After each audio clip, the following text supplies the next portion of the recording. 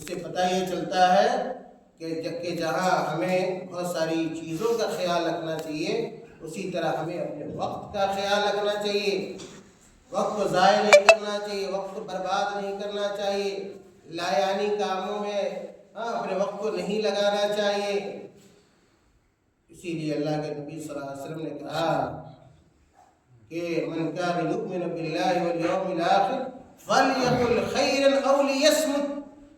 اللہ کے نبی صلی اللہ علیہ وسلم بڑی مشہور حدیث ہے۔ آپ صلی اللہ علیہ وسلم نے کہا کہ جس آدمی کا اللہ رب العالمین پر ایمان ہو فلیقل خیرا، اگر آپ کو کہنی ہے تو اچھی بات کہیے۔ کہیں پر اگر آپ بیٹھے ہوئے ہیں، گھر میں بیٹھے ہوئے ہیں، گھر سے باہر بیٹھے ہوئے ہیں، چائے کی دکان میں بیٹھے ہوئے ہیں، کسی چوک پہ بیٹھے ہوئے ہیں، ویسے چوک پہ بیٹھنا بھی نہیں چاہیے آدمی پہ علاوہ جی۔ آج لوگوں نے فیشن بنا لیا ہے چوک پہ بیٹھنا، چوراہے پہ بیٹھنا، عام راستوں پہ بیٹھنا، گزرگاہوں میں بیٹھنا، اور کبھی نیتا گیری ہے، کبھی سیاست ہے، کبھی غیبت ہے، کبھی چغلی ہے، کبھی لایانی گفتگو ہے۔ نہیں، ان چیزوں سے بچنا چاہیے۔ جو بھی وقت آپ کا ایسے کاموں میں لگتا ہے نا، وہ آپ کا وقت برباد ہو رہا ہے، آپ کی زندگی برباد ہو رہی ہے۔ ایک مومن آدمی اپنے وقت کو برباد نہیں کر سکتا۔ وقت سے بڑھ کر کوئی قیمتی شے اس دنیا میں نہیں ہے۔ جو وقت گزر جاتا ہے پھر قیامت تک وہ نہیں آئے گا۔ وقت گزر گیا، آپ کی زندگی گزر گئی۔ اسی لیے اللہ کے نبی نے کہا کہ من کان یؤمن باللہ والیوم الآخر، جو اللہ پر آخرت پر ایمان رکھتا ہو فلیقل خیرا، آپ جہاں بھی ہو، گھر میں بھی ہو، بال بچوں کے ساتھ ہو، کوشش کرے اچھی باتیں آپ کی زبان سے نکلیں۔ گھر سے باہر ہو، کہیں دوستوں کے ساتھ اور اپنے ساتھیوں کے ساتھ یا یہ کہ عام لوگوں کے ساتھ کوشش کیجئے کہ آپ کی بات سے کسی کو فائدہ ہو، کسی طرح کا نقصان نہ ہو، آپ کی زبان سے بری بات ادا نہ ہو۔ اسی لیے اللہ کے نبی صلی اللہ علیہ وسلم کہا اگر آپ کے پاس کوئی خیر کی بات نہیں ہے، بھلائی کی بات نہیں ہے، اچھی بات نہیں ہے تو آپ خاموش ہیں۔ خاموشی بہتر ہے بات کرنے سے، بلا وجہ کے بات کرنے سے۔ چائے کی دکانوں میں بیٹھ کر، چوراہوں پہ کھڑے ہو کر بہتر ہے آپ خاموشی اختیار کیجیے۔ اس لیے کہ آدمی جو کچھ اپنی زبان سے نکالتا ہے اس کا محاسبہ اللہ تعالیٰ حساب کتاب لے گا۔ ابھی بات سمجھ میں نہیں آتی نا ہمیں اور آپ کو؟ نہیں، فرشتے موکل ہیں، متعین کر رکھا ہے اللہ تعالیٰ نے ہمارے ساتھ فرشتوں کو، جو ہر چیز کو نوٹ کرتے ہیں، لکھتے ہیں، اچھی باتوں کو بھی لکھتے ہیں، بری باتوں کو بھی لکھتے ہیں۔ جب قیامت کا دن ہوگا وہ جو لکھا جا رہا ہے، جو رجسٹر تیار کیا جا رہا ہے، وہ رجسٹر ہماری نگاہوں کے سامنے ہوگا۔ اگرچہ آج ہم ان پڑھ ہیں، ہم نہیں پڑھ سکتے، لیکن اللہ تعالیٰ آخرت بھی اتنی طاقت اور قوت اور صلاحیت عطا کر دے گا کہ جو کچھ فرشتے نے لکھا ہے نا ہماری اچھائی اور برائی کو، وہ ساری چیزوں کو ہم لوگ پڑھیں گے۔ اس وقت افسوس کریں گے کہ کاش ہمیں یہ نہ بولا ہوتا، کسی کی غیبت نہ کی ہوتی، کسی کی چغلی نہ کی ہوتی، کسی کی برائی بیان نہ کی ہوتی۔ اس لیے میرے بھائیوں، اپنے وقت کی قدر کرو۔ جو بھی وقت اللہ تعالیٰ نے دیا ہے وہ عمل کرنے کے لیے دیا، عمل صالح کرنے کے لیے دیا ہے، برائی کے کاموں میں لگانے کے لیے نہیں دیا ہے۔ اسی لیے اللہ کے نبی صلی اللہ علیہ وسلم اپنے وقت کا خاص خیال رکھتے تھے۔ اللہ کے نبی صلی اللہ علیہ وسلم کا کوئی وقت ضائع نہیں ہوتا تھا، برباد نہیں ہوتا تھا۔ اللہ کے نبی صلی اللہ علیہ وسلم کے تعلق سے آتا ہے آپ صلی اللہ علیہ وسلم ایک دن میں 70 سے 100 مرتبہ تک توبہ کرتے تھے، استغفار کرتے تھے۔ حالانکہ اللہ کے نبی کیا تھے؟ معصوم الخطا۔ اللہ تعالیٰ نے آپ صلی اللہ علیہ وسلم کے اگلے پچھلے گناہوں کو معاف کر دیا تھا۔ تمام انبیاء معصوم الخطا ہوتے ہیں، اگر غلطی بھی ہوئی تو اللہ تعالیٰ نے معاف کر دیا۔ اس کے باوجود دیکھیے اللہ کے نبی صلی اللہ علیہ وسلم ایک دن میں 70 سے 100 مرتبہ توبہ کر رہے ہیں، اور ہم لوگ کتنی مرتبہ کرتے ہیں؟ شب و روز برائی کرتے ہیں، گناہ کا کام کرتے ہیں، غیبت کرتے ہیں، چغلی کرتے ہیں، لیکن اللہ تعالیٰ یہ توفیق نہیں دیتا ہمیں کہ ہم ایک مرتبہ بھی استغفار کر لیں، ہم اللہ تعالیٰ سے اپنے گناہوں کی معافی مانگ لیں۔ اگر کسی کا دل دکھایا ہے جا کے اس سے معافی مانگ لیں، نہیں، یہ سب ہم نہیں کرتے ہیں۔ میرے بھائیوں، یہ ساری چیزیں ہمیں سمجھنی چاہیے۔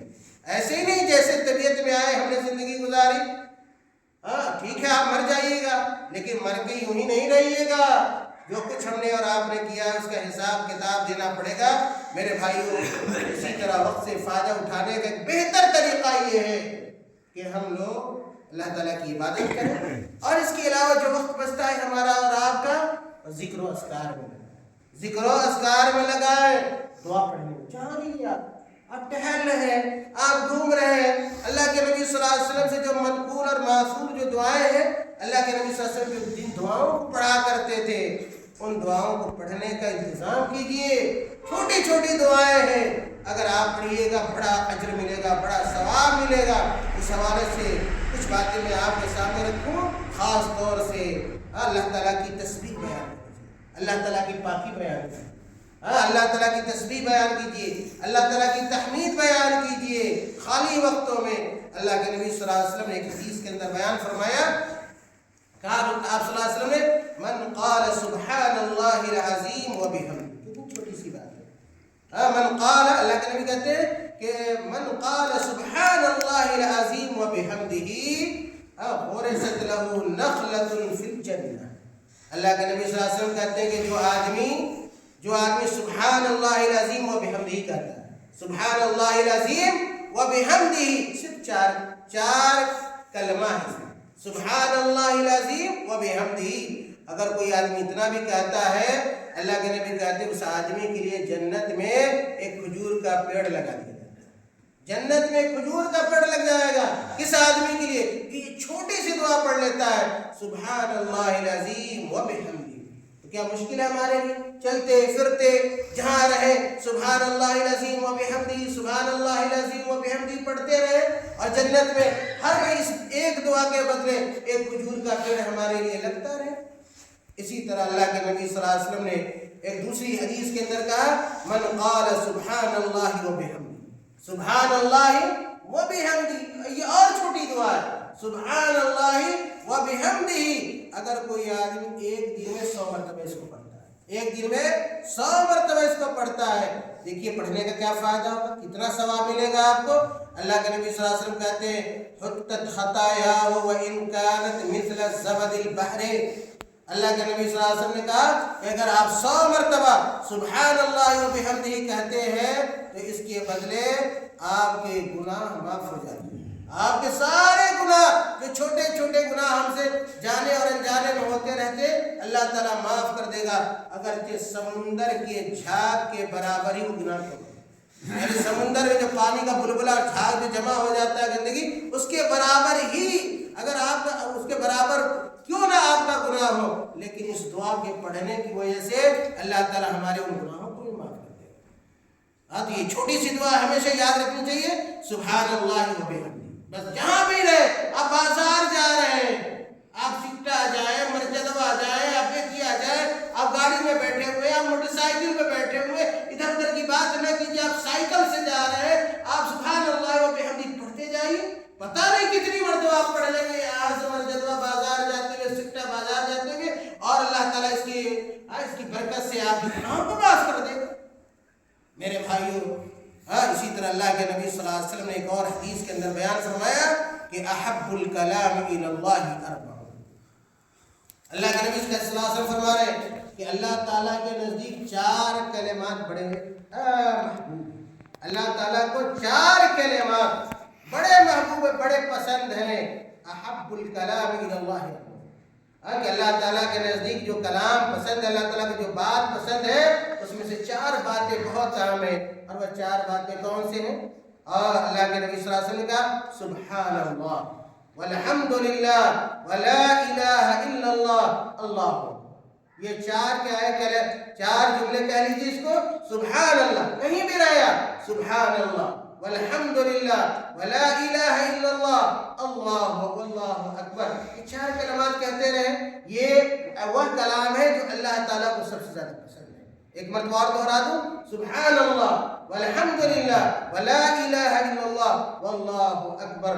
میرے بھائیوں، آخری اس کے بعد ایک اور حدیث بیان کر کے میں اپنی بات ختم کروں۔